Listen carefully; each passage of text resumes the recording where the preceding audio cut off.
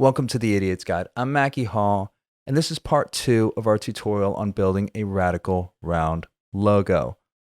In the first part of our logo, we built this. Now in this part, we are going to build this. Now, in the process of building that, we're going to learn a couple of things that look like this. We'll learn the basic use of gradients, we'll learn the expand tool, and we'll refine our knowledge on the Pathfinder tool. Once again, did I mention that I love this stuff? Let's go. Let's go ahead and take this logo that we've created and give it some punch by adding a gradient to it. Here's how we're going to do it. Let's go ahead and unlock all of our layers with the exception of our background layer. Next thing we're going to do is we're going to drag across our entire shape, just like that. We're going to copy. Let's create a new artboard. Let's make sure that that artboard again has a width of 1,000 points, a height of 1,000 points, a single artboard, and the RGB color mode. Let's go ahead and create. Once we've created our piece, let's go ahead and paste our artwork into our new artboard. We can select Edit Paste, or we can hit Control V. Note, because we're pasting white on white, you really can't see our shape so well. So with that in mind, let's go ahead and again add a black background to it. Let's deselect our shape. Let's create a new layer.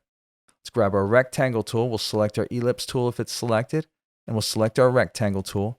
We'll click anywhere on our shape, and let's create a rectangle that's 1,000 points wide by 1,000 points tall. Again, that matches our artboard shape. We'll click OK. Let's change our fill to black, and let's make sure that our stroke is transparent. Looks good right there. Let's go ahead and align it center horizontally, and let's align it to center vertically as well.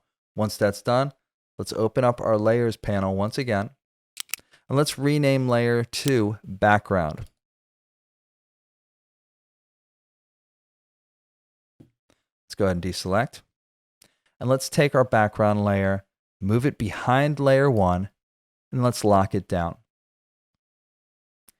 Now that we've got our black background set, you can see our artwork just fine.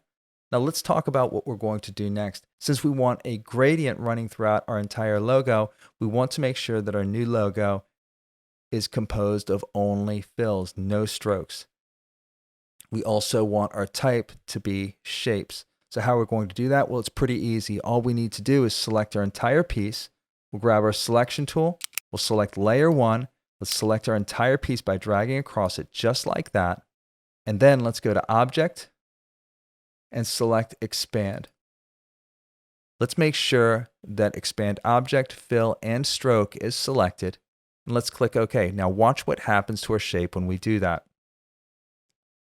Note that our entire logo is now composed of fills. You can see that by transitioning to outlines. We can hit Control Y, and let's deselect.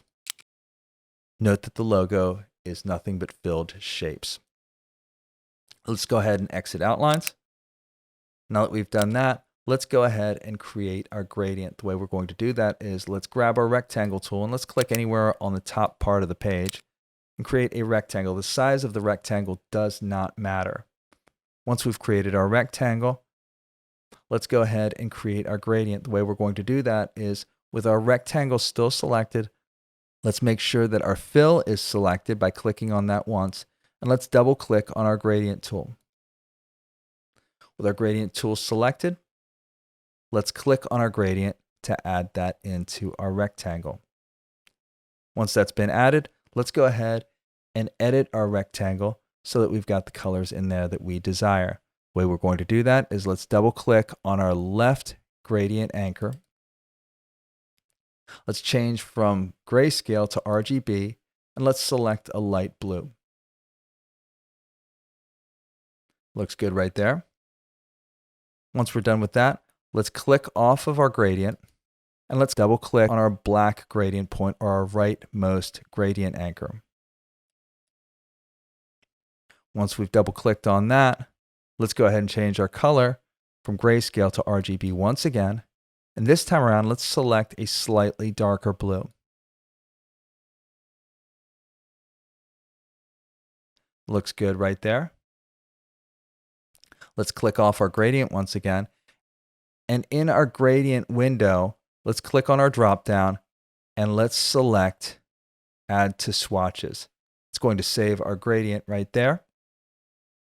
And all we need to do now is rename our gradient and then add it to our logo. So let's get started with that.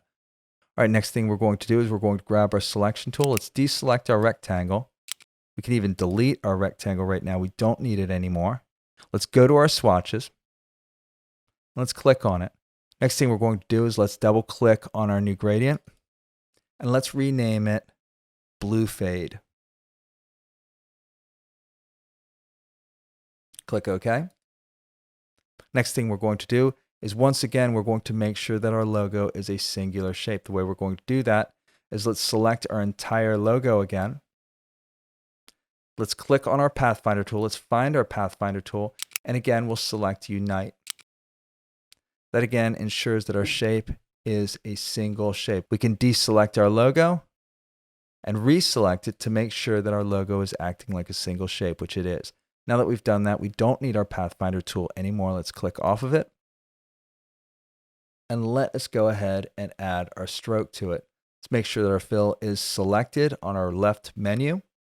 And then let's go ahead and click on our blue fade. Now that we've done that, let's go ahead and deselect our logo. And note that our gradient has been added to it. However, also note that our gradient is affecting the individual shapes, not the shape as a whole. We need to fix that, and it's easy to do. All we need to do is we need to select our entire shape once again by clicking on it. Let's grab our gradient tool, and with our shape still selected, let's click near the top of our shape, and let's drag down. Let's hold our Shift key to ensure that our drag is perfectly vertical, and let's drag down near the bottom just like that. That looks good right there. Let's deselect. Let's grab our selection tool, and let's deselect our shape. That is exactly the gradient that we want. Our new logo looks terrific, and we are done. All right, congratulations. You've completed part 2 of building a radical type logo. Now get out there and see what you can build using these same skills on your own. Okay, if you have any questions or comments, leave them in the comments section below. Otherwise, throw me a like. I'd really appreciate that. Otherwise, subscribe. I'd appreciate that just a little bit more. We'll see you next time. See you.